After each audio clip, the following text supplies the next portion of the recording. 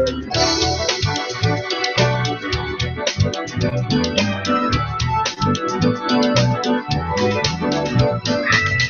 to Joe Jack and Mubaba TC on IntellectualRadio.com. Again, that's IntellectualRadio.com.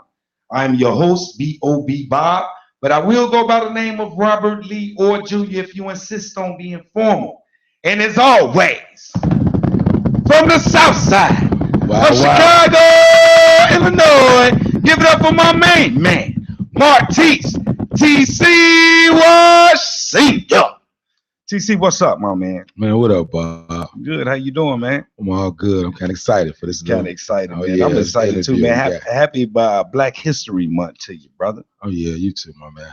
Baby, we got a special edition show today. The call-in number is 708-223-8953. I just want to say I actually March 2nd through March 13th. I'm going to Nairobi, Kenya, man. Just got my passport back today, man. I'm so excited. I'm going to Nairobi, Kenya. And, you know, I ain't going to even lie. I'm somebody who has lost identity. I got lost identity, so I'm so excited to be going to Nairobi, Kenya, you know. Well, okay. I call this today. Just post your comments on Facebook Live. You can listen to the show on IntellectualRadio.com. You also can catch the show on YouTube Live. Or if you're Facebook friends with us, you can catch the show on Facebook Live. But we got a very special guest in the building. We're not going to waste too much time. But I just want to say this to you. When I go to Africa, man, you're going to have to, I'm taking the jacking with me. So you're going to have to be jawing with TC or something. That's what we're going to do. That's what we're going to do. Y'all hear that? We're going to be jawing with TC. We're going to host this thing. We're going to get it cracked without Bob, man, while you're doing this thing. You're going to be jawing with TC. I'm taking jacking with me. I'm going to be jawing with TC. The so jacking and Bob gone. You take the jawing, and then I'm just jacking with Bob. All right, for sure. So anyway, today we got a very, very special guest, a special edition. We got Dr. Umar Johnson that's going to be on the phone interview with us. We're so excited to talk with him and speak with him.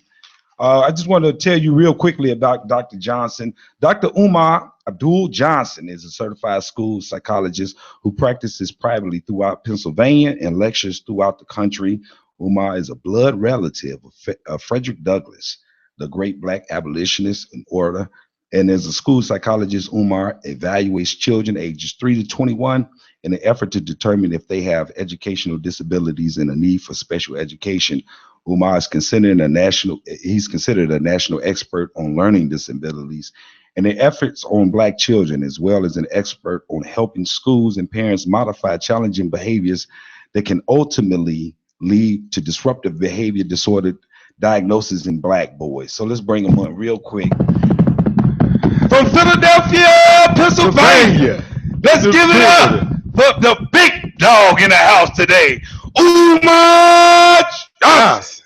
What's up, my man? Peace and love, family. Thanks for having me on the show. Glad to be back in Chicago. That's what's up, man. Well, first of all, happy Black History Month to you, man. You know, you speak about doing research with you. You speak about Chicago in a sense that Chicago was instrumental in helping you start the momentum and the movement that you got going on. I just want you to explain to everybody on Intellectual Radio Land how was Chicago instrumental in it? Yes, sir. I had been speaking professionally since the year 2000 after I earned my first graduate degree in school psychology. I was a member of the Marcus Garvey movement, the Universal Negro Improvement Association, which is the organization that gave us the red, black, and green flag. It's also the largest Black organization in modern history under the Honorable Marcus Garvey. So I had largely been regional. I'm on the East Coast, well known in the tri-state area of New Jersey, Delaware, and Pennsylvania, but not much more beyond that, except for some chapters of the UNIA that I had the opportunity to visit and speak for through my years of membership at the Garvey movement. In September of 2010, I wrote some articles for an online news journal, and someone forwarded one of those articles to a Hebrew brother here in Chicago by the name of Dawa Yisrael. Brother Dawa invited me to come to be interviewed on his public access television show here in Chicago. I had only been to Chicago once prior to speak at the Roberto Clemente High School for a career day. So Brother Dawa told me he couldn't afford to fly me or house me, but if I could find a way to get up here, he would love to interview me on his show. So I said, no problem. So I flew up to Chicago. It was probably only my third time on an airplane ever. And I never forget it because I was sick that evening. So I stayed. He picked me up from the airport. I stayed overnight. He got me again. We did the interview. For me, it was just a regular traditional interview. I've done many of them. But again, locally and regionally, Brother Dawa gave me a copy of my interview. I asked him if I could have it. I was scheduled to speak in Harlem 2 weeks later, Halloween night, about 3 weeks later, the night of Halloween 2010. I took copies of the interview I did in Chicago with Brother Dawa on public access, made that available in Harlem. And the brothers and sisters had copies of that interview from Chicago. And within 24 hours, probably 48 hours, definitely no more than 72 hours, I was a household name on all 6 continents where people live. Literally, my phone was ringing every minute of the day. London, Jamaica, Canada, Chicago, Houston, Los Angeles, North Carolina, you name it. If Black people live there, they were hitting me up like crazy. And it all started with that interview I did here in Chicago. Well, that's what's up, Chicago. Yeah, that's what's up. Chicago kind of recognized a true message, which was pretty good. Let me ask you this question, man, so we can get into meat and potatoes of why you're here and why you decided to make time for this interview. And we really appreciate it. Oh, yeah, it's much appreciated. Yeah. So the question I want to ask you, the current state, the condition, we're talking about Chicago, but Chicago is not even in the top 10 of the most dangerous cities in the United States of America, but most of the top 10, because I don't want to be dismissive of the other cities that is made up of Black Americans. Also, you're talking about East St. Louis and Detroit, Michigan, and Oakland, California. We're talking about a common denominator of cities that have black youth in them. So what I want to ask you is, what is the current state or the condition of young Black America, in your opinion? Young Black America is in a very bad state. It's in a very bad state because, number one, America never intended for Black people to be here long term. We are only here because of an accident in history known as the Civil War that required that Black men enlist and participate in order to save Abraham Lincoln's Union. Because we won that war for Abraham Lincoln, the momentum was with the Black soldiers. The government knew that they could not tell Black men to turn around and put those guns down and put those chains back on. Although the Emancipation Proclamation was a wartime strategy, it had nothing to do with Black freedom. Abraham Lincoln knew that it would be impossible to force Black men who had just saved your country, who had just won your war for you because you were losing. And as you know, Abraham Lincoln was extremely reluctant to let Black men in. He did not want Black men in the military because he knew that that would give them leverage in order to demand their freedom. And so basically, because they cannot force us back into slavery without starting another civil war, this time between Black men and Abraham Lincoln's army, they decided on a plan of emancipation. It was an accident. It was not gratuitous. It was not planned. It was simply grew out of the immediacy and the urgency of the moment at that time. And since that time, America has been looking for ways to reduce the population of Black folks. And it's very important that we understand that we have had 4 great struggles in our sojourn here in America. Our first struggle was for humanity. Our first 200 years in the United States, or the 13 colonies rather, we had to fight to prove that we were people. A lot of Black people tend to forget this. Before we could fight for freedom, we had to first legitimize our humanity. So we had to fight for humanity. We're the only people in human history who ever had to fight to prove that they were human beings. Our second fight was for liberty. That was for freedom, the fight to be free from bondage. Our third fight was for equality, which lasted from the end of slavery, 1865, all the way up to roughly the civil rights movement. To the 65, 100 years, 1865 to 1965, when we get the Voting Rights Act. So there was a 100-year struggle for equality. And now we are in our 4th stage, and we're not fighting for humanity, liberty, or equality. We're in the most dangerous era ever for Blacks in America, and that is for survival.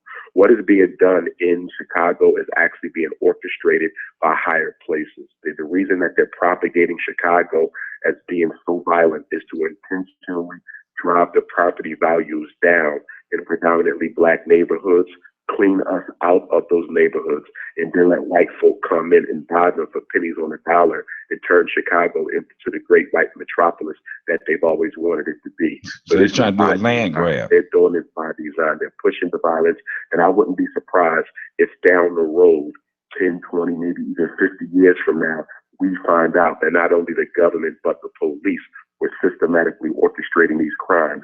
The problem I have with the propaganda of Chicago being so dangerous and so many of these murders taking place is there's so many video surveillance cameras in Chicago. I spend a lot of time here. There's so many surveillance cameras here. They have them all through our neighborhood at most major intersections. How is it possible for so many murders to take place without any leads on the perpetrators when you have cameras in black folks' face 24 hours a day, 7 days a week? If someone gets shot, they clearly know who it was. They clearly know when it was. They clearly know who did it. The fact that they're saying that they can't even solve these crimes tells me that the government is the one orchestrating the crimes. I believe that The Purge, if you've ever seen the movie The Purge, I really believe that has some relevance in Chicago. All the killings were going on, and you find out at the end of the day that they were deliberate executions planned by the government, carried out by the police. Now, you was talking about, so basically you feel as though Chicago has been targeted to be some form like a lab rat experiment, without question. Because you brought up organ donors, like organ search in some of your interviews. I just want you to elaborate on that a little bit. Certainly. In America, you have approximately 5,000 black people who go missing every year, never to be found again. Not murdered, not strangled, not raped, but disappear. How can that number be consistent? There's no way you can have a consistent disappearing number unless you have a consistent plan for that particular number. It doesn't fluctuate. It doesn't go down. It doesn't go up. It stays the same. How is it that 5,000 black folks are consistently missing from America every single year, never to be had them again? Because they're being snatched up and used as lab rats in human guinea pigs. I mean, let's think about it. We shouldn't be surprised. Look at our history in America. Black people, ever since America has been America, has been used as human guinea pigs. Most of our major prisons have been used as research laboratories. In fact, Cook County Prison, I promise you, if you do your research on Cook County Jail, you'll find that there's all types of scientific experiments taking place in there. I'm in Philadelphia. Holmesburg Prison was notorious for scientific research on black inmates. You have to think about it. Most black men and women in prison don't have families that care. They don't have people that visit them. So if someone shows up from a scientific research company saying that, listen, we're going to pay you a couple $100, all you have to do is let us test this on your skin. All you have to do is consume this medication. All you have to do is let us do a couple tests on your prostate or on your testicles, and you're thirsty for money when you're in prison, when you're not allowed to even earn minimum wage, you're going to go along with that. One of the biggest reasons for mass incarceration is so that they have a free, exploitable source of cheap scientific research dummies. Now, as far as the organs go, and this has been reported across the world, mind you, even Associated Press has discussed this issue of organ harvesting, how so many black folks who die are found with organs missing. Dick Gregory spoke of how when Trayvon's body was finally found, and one of the reasons why it took so long for his family to even know that he was dead, or for us to even be notified of his death, was they needed time to take his organs. Trayvon was missing organs. There was a brother who was hanged in one of the southern states about a year ago. When they found him, the inside of his body was stuffed with newspaper. What's going on with all these black folks that are missing organs? Listen, we are the original man and the original woman. That means our organs can match any other people because they all come from us. Everyone knows that the black heart is preferable. The black kidney is preferable. We have the strongest organs. We have the best organs. You all know the story of, what's the sister's name? Miss Lax, who they used and took cells from her and are still harvesting and using herself. Black people are original. We are genetically predominant, and our organs are preferred. So how do you get something that cannot be purchased in a store? How do you get something that cannot be manufactured? You have to take living people, kill them, and take their organs. And that's a very big reason for the black-on-black crime rates in not only Chicago, but most major cities in America. Do you really think that they're letting healthy black men in the prime of their life, 17 to 27, in the prime of their life, with the best organs possible, do you really think they're burying them with their body parts in place? Not at all. They're snatching those organs out, and in many cases, they're being murdered for their organs, because when rich people need organs, and when the families of rich people need organs, they can't afford to wait for you to die. You're 25. You're not dying no time soon. And if you're a perfect match for someone who's worth over $1 billion, guess what? There's going to be an execution, but they're going to cover it up as black-on-black crime. Wow. That's pretty wow. That's pretty deep. So I want you to explain that was pretty deep, man. I want you to explain Pan-African. I want you to explain that, why you call yourself the Prince of Pan-African. Yes, sir. Pan-Africanism is the black man's oldest formal political ideology. And it can be summed up in 4 basic principles. Principle number 1, all African people are members of the same African family. Whether you are in Chicago, whether you are in Nairobi, Kenya, where you're going and you're going to love it. I was a keynote speaker at Jomo Kenyatta University this past October in Nairobi, my first time as well. Whether you're in South Africa, whether you're in Jamaica, Canada, London, we are all one family, one people, whether you're light skin or dark skin, whether you're Muslim or Christian, whether you speak Igbo, Ebonics, whether you speak Zulu, Tweet, it does not matter. Whether you speak Spanish or French, we are all one family. And we identify as family first before we identify as anything else. So being a Pan-African, being African is more important than being Muslim. It's more important than being Christian. It's more important than being a doctor or a lawyer. It's more important than being a Mason or an Elk, a Kappa or a Q, a Delta or a Zeta. Being African comes first. Why? Because it is the only biological membership that you have. Everything else that you belong to is social and therefore superficial. You can stop being Muslim tomorrow. You can leave your fraternity tomorrow. You can quit the church next week. God made you African. You are African from the time you come out of your mother until you go back to your ancestors. It is the only permanently fixed membership that you have. It is the only membership that nature fixed for you. And because God made us African and we made ourselves everything else after that, we say that being African is more important than anything else. So the primacy of African identity is key. We're all one family. Number 2, we believe in African self-determination. That means whatever is to be done for Black people must be done by Black people without any outside interference whatsoever. So for us as Pan-Africanists, we don't believe white people should belong to our organizations, which likewise follows that white people should not be members of our families, which means that the family is an organization, which means Black men have no business dating outside of their race. Black women have no business dating outside of their race. We believe that there should be no white Jesus participation in our churches. Jesus wasn't a Caucasian in the first place. We believe that we should not be getting grants from the government, grants from white corporations. No white interference whatsoever. And why? Self-determination is psychologically absolutely necessary if Black people are going to fix our problems. And there's no way you're going to learn how to fix your problems if you keep on letting other people come in to fix them for you. One of the reasons Africa is still backwards today, one of the reasons why Africa still struggles politically, economically today, and you'll see this when you go to Kenya, how the white folks control so much of Kenya, the land, the resources, the import-export, the Chinese, the Arabs, everybody making money in Africa but Africans, everybody making money in the Black community in America except Africans in America. It's because of outside interference.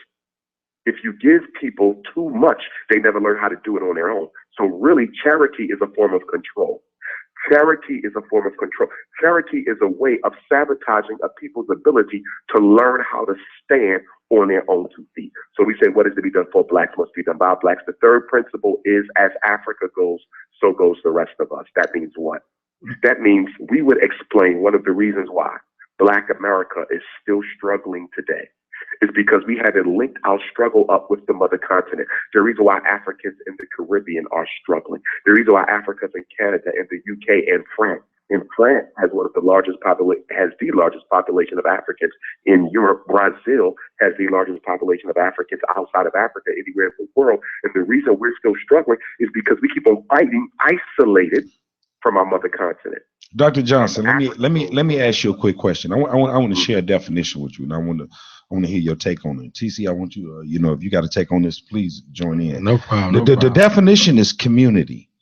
The definition is community. Okay. I just want to make sure that we all at least are in agreement the way we define the community based off of what you just said.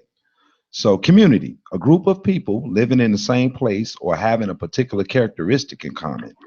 A group of people living together in one place, especially one practice in common ownership. Now, what you said was you feel as though that basically blacks in a form of being a nationalist, a black nationalist, you basically are saying that we should go outside of wherever you're standing at. You should go outside of where you live or whatever you call community and go invest in black, even if you're in a community that is what you call mixed. Even if you're in a mixed community, you should go outside of that and invest whatever resources, money, and whatever you have into the concept of investing in black, regardless of what community you live in. Could that be fair?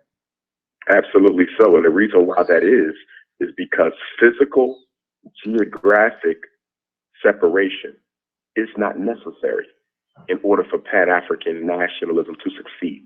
You understand? So we do not have to be socially concentrated, physically concentrated. We have to be politically and economically organized. So even if you do not live in the black community per se, your political and economic interests should still serve the black community.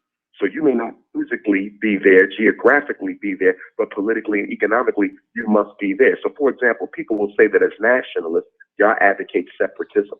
I do not advocate separatism. First of all, black people are already separate. Chicago is one of the most segregated cities in America. You're already separate. We don't have to separate black folks than what they already are. The only time black folks interact with white folks is on the job or through commerce. Job, commerce, court, cops. That's it. You're only dealing with white folks when you have to. Outside of that, they want nothing to do with you. So you don't have to push segregation. White folks do a good enough job segregating black folks without your help. What we need is concentration of political and economic power. That's what we need, which is what we don't have. My son goes to a mixed school. He's an exceptional student, right? He went to a boarding school, IMSA, Illinois Math and Science Academy, and then now he goes to IIT, Illinois Institute of Technology. And in those two schools in particular, the population of those schools is predominantly Asian, white, and everything else. The black is the minority in that school.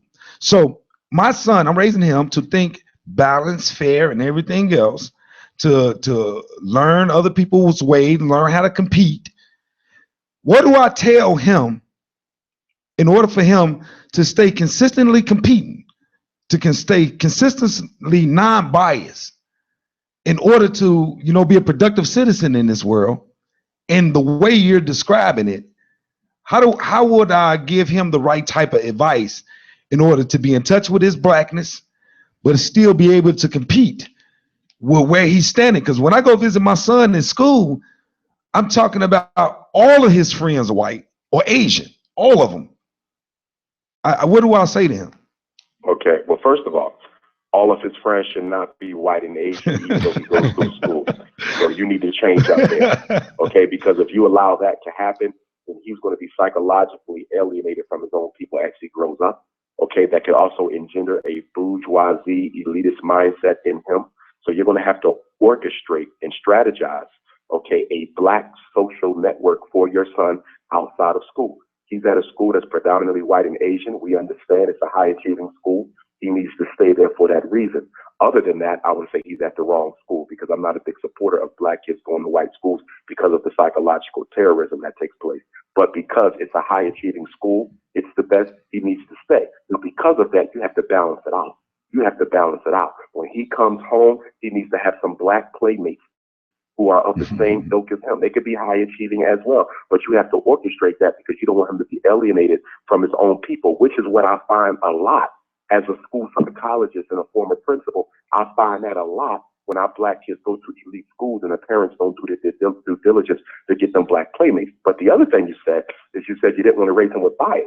I'm going to have to challenge that. Those Chinese kids in your son's school, they are being raised totally committed to the Chinese ethos.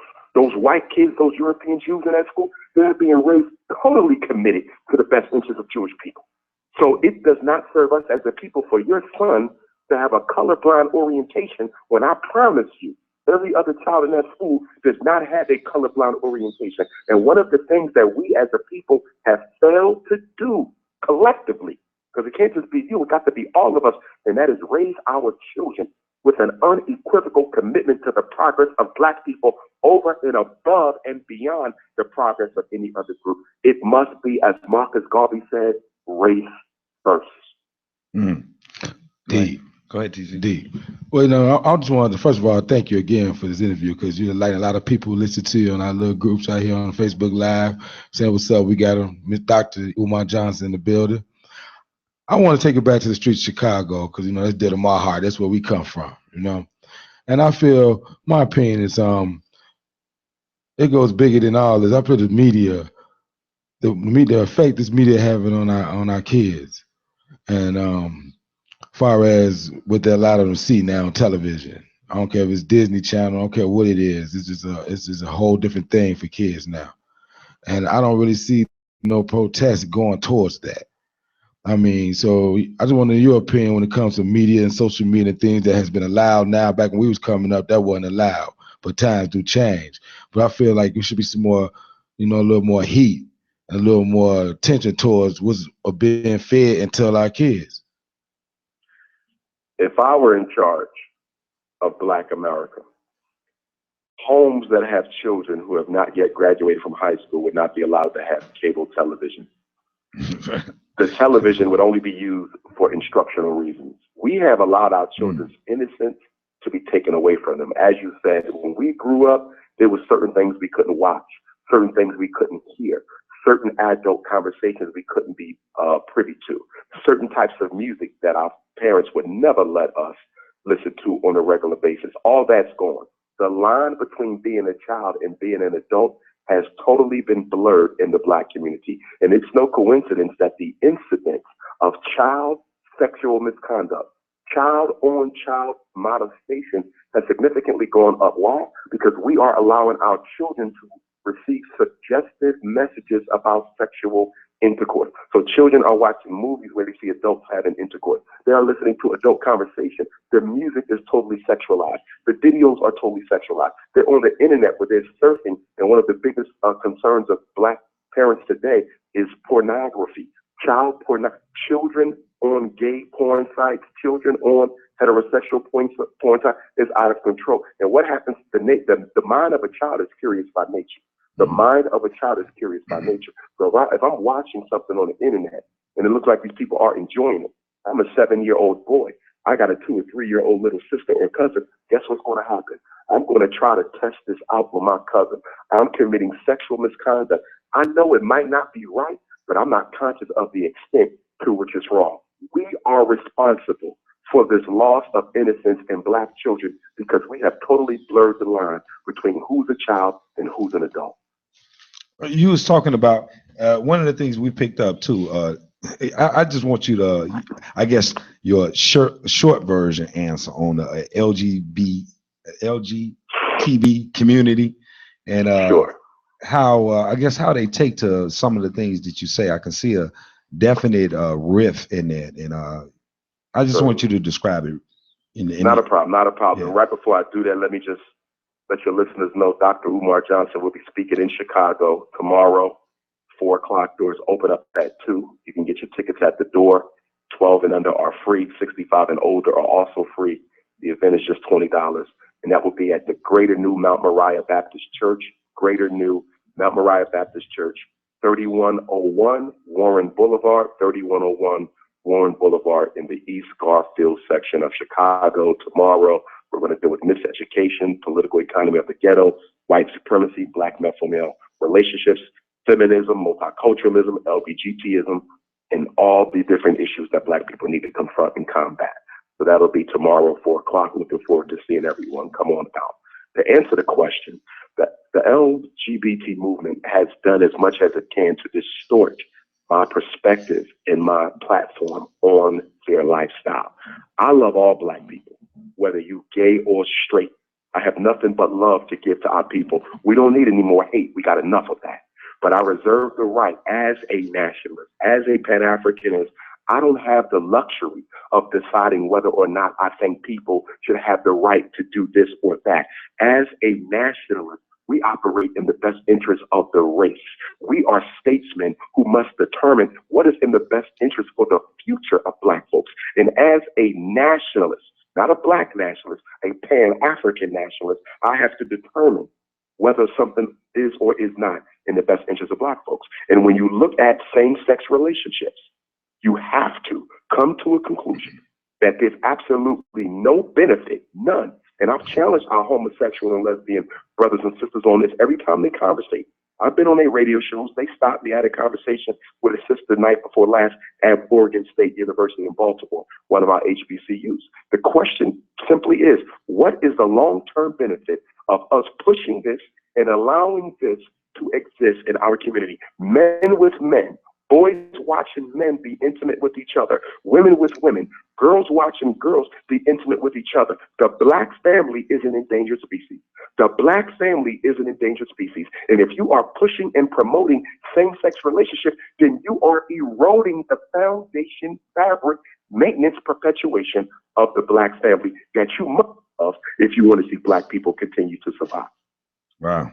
That's a great answer. That's a great way to break that down. Great way. I definitely want to get into this brilliant idea you have. School, your school, the idea of your school. I want you to talk about the idea of your school. The concept seems to be all boys school. So I want you to tell, why do we need an independent school for young black boys? Just as slavery miseducated black people, we need our own educational institutions to properly educate black folks. And we've been miseducated. Whether we have a doctorate degree, master's degree, bachelor's degree, I had 6 degrees, we've all been miseducated. The one thing black people have never been taught and never will be taught is how to overcome white supremacy and return to our natural leadership position on this planet.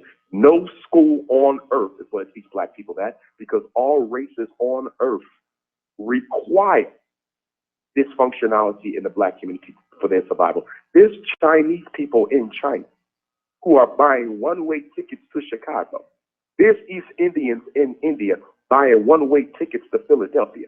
There's Arabs in the so-called Middle East buying one-way tickets to Detroit, Michigan. One-way ticket, another race, to come into a black community and make millions of dollars on gas stations, department stores, stop and goes, hotels. They are taught how to do what?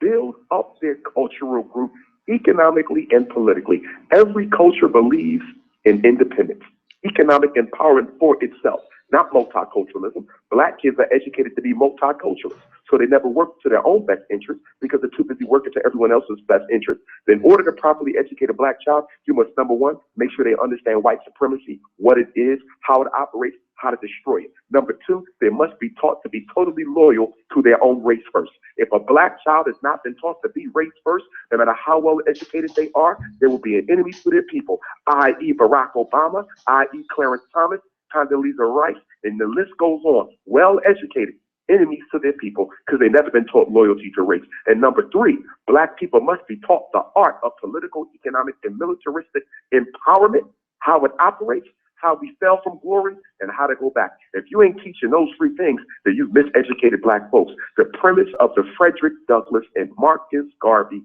RBG International Leadership Academy for Pan-African Excellence will be nationhood. How to build nation, how to protect nation, how to expand nation. We will teach political science, military science, economic science, financial science, agricultural science, agronomical science, spiritual science, cosmological science, science of the black man, science of the black woman, dietary science, and nutritional science. Revolution through education. I commend that. I commend the idea of that. I guess isolating the needs of the young black men, because I can identify us as different. I remember being in, I think, fourth grade or something like that, and was taking an Iowa test. I don't know if you remember the concept of the Iowa test, right? Because you got to be in your 40s, right? You got to be in your 40s, right? Yes. Yeah. So the Iowa test, I was taking the Iowa test, and I was on like number 15, and the girl next to me was on like number 30. And I was like, this can't be like that. So I started racing on the Iowa test, A, C, C, A, B, D, D, D, D, D, D, D, A, B, A, B. And I was the first one finished in my class. But I failed that grade. I failed fourth grade. I was the first one finished with the Iowa. I used to sit there a lot of times, and I would be sitting there thinking about different things. And it's like my mind was completely off kilter somewhere else. It was like it wasn't interesting to me for whatever reason or not. And I'm saying that because I want you to go into some of these diagnoses, since that's your area of specialty, clinical psychologist, talking about ADHD. I want you to talk about some of those things. Hold on. I got a response to something the doctor said. Obama. I just heard you said about Obama, and I just want to know, can you elaborate on that for me? Yes, sir. Say that again, my brother. I didn't say that. Okay, as far as your point about Obama and the things that... Barack Obama. Yes. Barack Hussein Obama. Yes. Barack Obama was the most powerful weapon of mass destruction used psychologically against black folks in quite some time. The white man is a militaristic genius. He's a genius. I have to give him credit, because every trap he lays for Negroes, we fall into it. Barack Obama was elected for two reasons, and he succeeded on both fronts. Every president is elected for, or selected rather, for a domestic mandate and an international mandate. Barack Obama's international mandate was to heal the economic relationships that were wounded by former President George W. Bush. He did that. Barack Obama managed to go into Kenya. He managed to go into Nigeria. He managed to go into South Africa. He went all around the African continent and was able to open up the resources of Africa to exploitation of white Western powers. He put Africa back 100 years. He built AFRICOM on the continent, so you have U.S. military presence everywhere in Africa where you have a significant amount of natural resources that need to be exploited. So he dominated Africa without people even realizing what he did. Domestically, Obama's agenda was to homosexualize the black community in 8 years. Do you realize that before Obama became elected, now we always had homosexuals in the black American community. It was introduced through slavery, to the slave masters. We've always had it, but there was an etiquette to homosexuality. If your uncle was gay, if your cousin was gay, they knew that you ain't going to engage in any type of intimacy around the children. Okay? Most of the time, you couldn't even bring your partner with you to dinner, and if they did, they better act like they're your friend. We know what you do, but there's a public etiquette to that behavior. Obama destroyed that. Obama took homosexuality, put it on steroids. And why did they use him to do that? What was the purpose of that? To push population control in the black community. Homosexuality is one of the greatest weapons of population control. Why? Because it prevents the semen of the male from ever fertilizing the egg of the woman. See, abortion is reactionary because you're killing a fetus that was already created. Black on black crime is reactionary. Police genocide is reactionary. Mass incarceration. These are all population control strategies, but they are reactionary. Homosexuality is a brilliant population control strategy because behind the disguise of family rights, behind the disguise of sexual freedom, you can reduce the numbers of black folk with their own support by claiming you're fighting for the equality of LGBT, when in all actuality, you're only fighting to erase black folks off the face of the planet. So Obama homosexualized black America in 8 years. And the other thing quickly was that he kept us distracted so long through Al Sharpton and others, telling us we got to defend the black president. We got to defend the black president. White folks is attacking the black. We got to defend the black president. And while we're so hypnotized by defending the black president, Obama allowed homosexuals, lesbians, white women, and immigrants to take all the civil rights that our ancestors fought for the last 100 years and give them to gays, women, and illegal immigrants. So by the time Obama leaves office, black people are set back to the 1960s. When Obama became president, we were the priority minority. We were the priority minority for 44 consecutive presidents. Guess what? Under President George W. Bush, 45, this is the first time in American history, the first time that black people are no longer the priority minority. Homosexuals are more important than you. Immigrants are more important than you. Mexicans are more important than you. Gays are more important than you. And it's all your fault because you let a Negro brainwash you into accepting second place citizenship amongst the second place minority movement. How is it President Obama's fault though that America has lost their morals? Period. America don't have morals. So how is it President America Obama never had morals? It never had morals. Okay, let's talk about that. America never had morals. So if America never had morals, how is it some planet conspiracy that President Obama was placed into office to be able to guide the black people toward homosexuality? Morals, no morals in a country is just no morals in a country. That means we become victims of our own liberation. That means that if you feel like you got the right to think whatever you want to think, you become victims of liberation when there's no morals to police you. That's what we're becoming victims of, our own liberation. It don't have anything to do with President Obama. Oh yes, it does, my brother. Every president has a domestic agenda. Every president has a domestic agenda. Every president has a domestic agenda. I'm just saying that agenda was the 1994 crime bill. Every president has a domestic agenda. Every president. It's not about individual decision. You got to get out of the individual decision. It's about systematic agenda. Systematic agenda. Abortion is killing more black children than black on black crime. Homosexuality helps to speed that up. There's a document that you need to read. There's a document that you need to read if you doubt that this was organized by the government. In 1974, please read this, and you can download it offline. 1974, Secretary of State Henry Kissinger, his National Security Memorandum 200. Please read it. The whole memorandum was about what, gentlemen? Population control. Read the document. It's over 300 pages. He talked about introducing sexual education in the schools as a means to reducing the black population rate. This is by design. But it don't work if you don't have sex. It don't work. The whole design don't work if you don't engage in premarital sex. Having a conspiracy theory about killing people. There's no conspiracy theory. No, I'm saying it don't work. All mine is documented. I'm giving you the document right now. There's no conspiracy. I got you. We have to stop calling stuff conspiracy theories just because white folks don't approve of it. Okay, well, let's change it this way. Do we call CNN conspiracy theory? They lie every day. Do we call Headline News conspiracy theory? They lie every day. Okay. Do we call USA Today conspiracy theory? That's the conspiracy theory. This is truth. When it comes out of the mouth of white folk, it's truth. When it comes from black folks, conspiracy theory. Okay. I apologize about that. Let's back that up. I apologize. I don't want to call it conspiracy theory. Let's back that up. Let's say we are speaking in a way that we are blind sheep. Like anything that is coming up, it's not illegal. If I don't do anything illegal, I can't go to jail for not doing anything illegal if I don't do nothing illegal. Now you're not dealing with systematic. Let's take that. Let's see.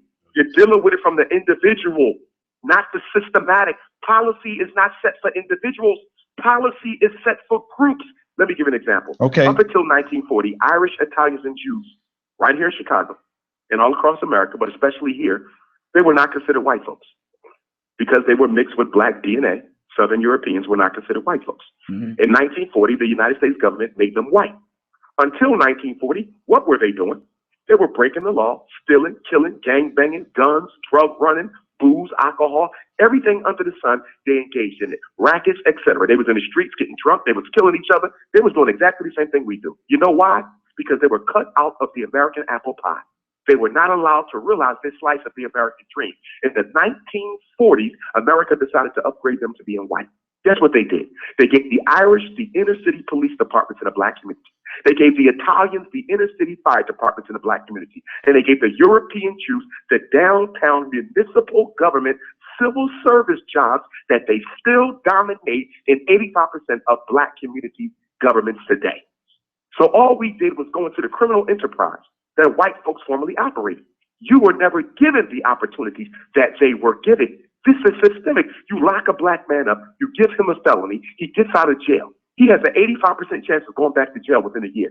Does he want to go back to jail? I was on the phone yesterday, my brother, driving from my home to the Philadelphia airport. I picked up the phone. I was talking to a brother. He cried on the phone yesterday, y'all. He cried because he said, Doc, I don't want to go back to jail. I done filled out 50 applications. Nobody will hire me. I don't want to break the law. I'm not going to break the law. I need to meet with you just so you can keep my spirit strong. I watch your videos just to stay positive. He cried, y'all, because he wants a chance and America won't give him one. This ain't about no morals. This ain't about no bad decisions. This is about a policy that takes groups and systematically, politically, and economically disenfranchises them. You cannot help us if you try to trace all the problems in the black community to a moral issue. This is about political, economic power. Put the morals to the side. So we trying to make it sound like we have no individual control over our behavior. You have listen, because of the system. On the individual level, my brother. Okay. Let's go here. European Jews ain't doing individualism. They doing proof. Here's the question. See, here's the thing. We'll talk about individual responsibility, but we don't say nothing about the black politician. We don't say nothing about the black church that take millions of dollars every year. Why ain't the black church making jobs for black men so they have to go back to jail? Take me, for example. I've never been to jail. I have 6 degrees. I've never been to jail. I'm a doctor of clinical psychology. I graduated from a very prestigious school. Okay. But guess what? Let me go out here today. A white man tries to hurt me. I take that white man's life in self-defense. Because he was white and he benefits from white privilege, he could have been a dead broke poor white man. But he's going to benefit from white privilege because he's white. I got 6 degrees, and guess what? I'm going to suffer from racism because I'm black. I'm going to be put in jail 20 plus years. When I come out, I'll never be allowed to be an educator, a principal, a psychologist ever again. And guess what I would have to do? Something I never even thought of doing. I would have to contemplate breaking the law because I got 2 daughters who got to eat. This ain't about no damn morals. It's about giving certain people opportunity and systematically denying that same opportunity in others. The greatest trick racism ever pulled was convince black people that it don't exist. Okay, what's your take on Trump and his inauguration? His take on immigration plan. First of all, that immigrant argument. Yeah. A black person is a damn fool if they running out there supporting those immigrants. Do you realize immigrants have never been your friend? They've never been your friend. When slavery ended, America imported 2 million Irish East Indians to America to work on the railroads. Why are you bringing in Irish and East Indians to work on American railroads and Chinese where you got 2 million ex-slaves who can't find work? You know why they did it? Because they decided that the only way to get rid of black folks is to make sure we keep them unemployed. We can't empower and exterminate at the same time. They brought people in and gave them jobs to prevent you from getting a job. Immigrants don't come to America to help blacks or work with blacks. They come here to help further disenfranchise you and take your place. The Mexicans are your replacement groups. The Mexicans are your replacement groups. That's why they build in prisons, because they can give all the low-paying jobs to the Mexicans. And you got black folks out here talking about, we got to stand with the immigrants. Them Arabs ain't coming here to help you. They up in Michigan now, Detroit now, exploiting black folks, shooting black folks, selling the dope and the guns all throughout the state of Michigan. Ain't no Latinos here for you. Ain't no East Indians here for you. They racist. I just had to report an East Indian to a hotel chain in Richmond last week because I called the hotel. I spoke in Richmond last week, and I called, and I said, do you have any hotel rooms? And they said, yes, we got a couple, $139 a night. No problem. I get to the hotel. The East Indian sees me. Guess what he says? We sold out. I said, I just spoke to your receptionist who's standing right there 2 minutes ago. She said, y'all had several rooms. How y'all sold out? That damn racist East Indian didn't want me in his hotel, so I reported his ass. Make sure we report those incidents of racism. And I told the hotel chain, if that shit ever happen again, you better know who you talking to. Look my name up. I promise you, you won't get another black dollar. Jumped on their asses and said, I better never do that again. They don't like us. So why are we fighting for immigrants who don't fight for black folks? Do you realize that most Africans in Africa will never get a chance to visit America? I got friends in Africa who've been trying to get a visa to come see me for a couple of days and won't even get it because America has a 0% policy on let black folks come to America. You only come if you got a student visa, a work visa, or a house Negro visa. Same thing from the Caribbean. You can't even get in America from the Caribbean. It's almost difficult. to get here from different islands. We've been had an immigrant problem. Africans been had an immigrant problem. Ain't nobody fight for us. So we supposed to turn around and fight for Arabs and East Indians and Chinese? I don't think so. I'm for black people, and I'm only for black people. I got to give him credit on that. I got to tell you something. I feel 100% like you feel on that. 100%. That's all I have to say. Well, let me ask you this question. Fighting for them to come here and take our jobs. We fighting for the immigrants to come here and take our jobs, take our benefits. They don't come to share. Everyone comes to America to build a cultural empire. Everybody wants power. Black people just want participation. Hey, Dr. Johnson, I want to ask you this question because there was another video I saw. I saw this video and it really it did something to me. It disturbed me a little bit based off of everything that you're doing, everything that you're standing for, everything that you're standing firm about. It bothered me when you had this Philadelphia skull cap on, right? That's funny. You will bring that up. Hey, I gotta bring it up. We keep it real on Job Jacket. Because this is what I do. You gotta understand this part of me. This part of me, I have a basketball and beyond program on Tuesday nights that I talk to young black men on every Tuesday. Okay, and when I saw this video with that skull, that Philadelphia skull cap on, with this disagreement that you had with I think his name was Seti from Detroit. And y'all had this thing going on. And you called yourself the King Kong of consciousness when it comes to the black movement. That rubbed me the wrong way. And I must admit that. You are a brilliant man, brilliant ideas. But to say that you, based on everything you're preaching right now, to say that your alpha is the King Kong of consciousness, it really wipes out other alphas in the room. And that's what I saw. I saw two alphas. I didn't see you as the dominant alpha. I saw two alphas. And I was wondering, where's the humility that could be effective? Because we sit up here preaching our kids in a certain way to be a certain way, but then we don't seem like we have complete control over our alpha outbreaks. I just want you to respond to that for me, please. Certainly. I'll respond to it. Great question. I've been serving black folks my entire life. I've kept more black kids out of special ed than any educator you can name. I've helped more black parents for free than any educator or psychologist you can name. My point is, all of us are human. And if I take and have a moment, I'm going to have a moment. It might not be my last moment. I might have another moment. And guess what? That's all right by me because I'm human and I give myself the right to make those mistakes. My good far outweighs my bad. And when it comes to being King Kong consciousness, well, I got a claim to that too. Because when you look at people who come into consciousness today in this country, the world, rather, because I'm Pan-African, the world, there's few names going to come before mine, and that ain't ego, that's just truth. That's just truth.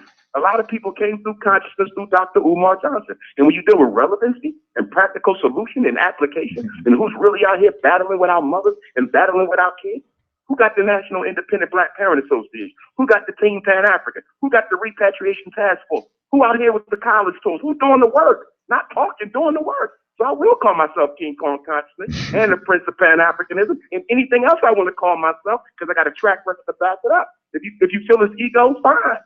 When I'm being perfect, but I'm not trying to be perfect. I'm trying to do the best job I can for my people. So if people want to find little Achilles heels and squeeze them. But while they focusing on my deficit, I'm going to be focusing on my blessings. Hey, tell us where your event is tomorrow. Tell us where your event is tomorrow one more time. Give us the address to your event again, man. Y'all brothers too much. I love y'all. Hey, well, before you get to the point, but I want to congratulate you, man, on what you're doing. I want you to keep it going out here, brother.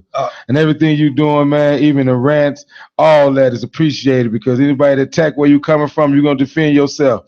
And then sometimes you got to get it to the point and get 100. That's what you did. I had no problem with it, and I appreciate it because we go hard. You going hard the positive way, and if you cost me, I'm going to go hard the other way. And I appreciate that. Exactly.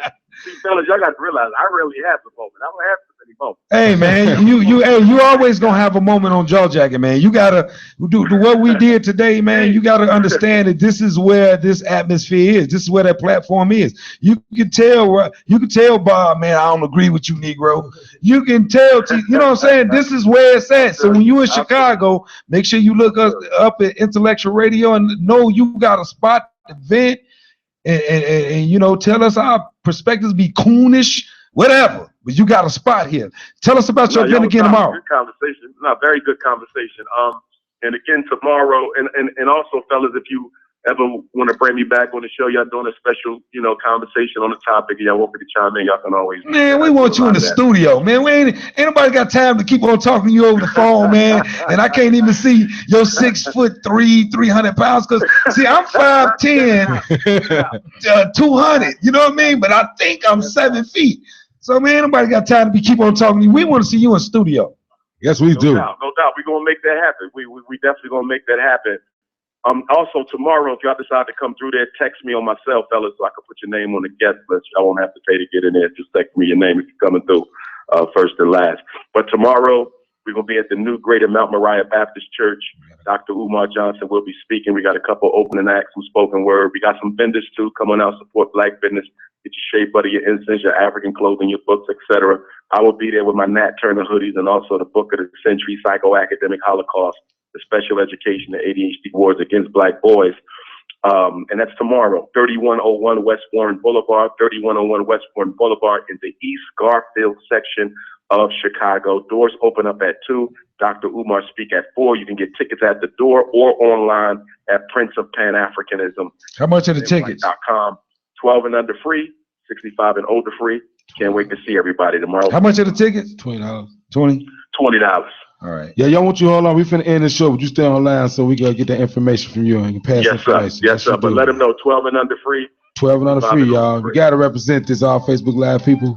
Our friends out here on Jaw Jacking. Dr. Umar Johnson, man. Hey, we appreciate you giving the call. And we wish you had more time. We wish you had more time, man. Hey, we really appreciate you. Look forward to seeing you tomorrow, man. We will be there, no doubt. Thank you. Y'all be blessed and be safe out here. All right, be blessed.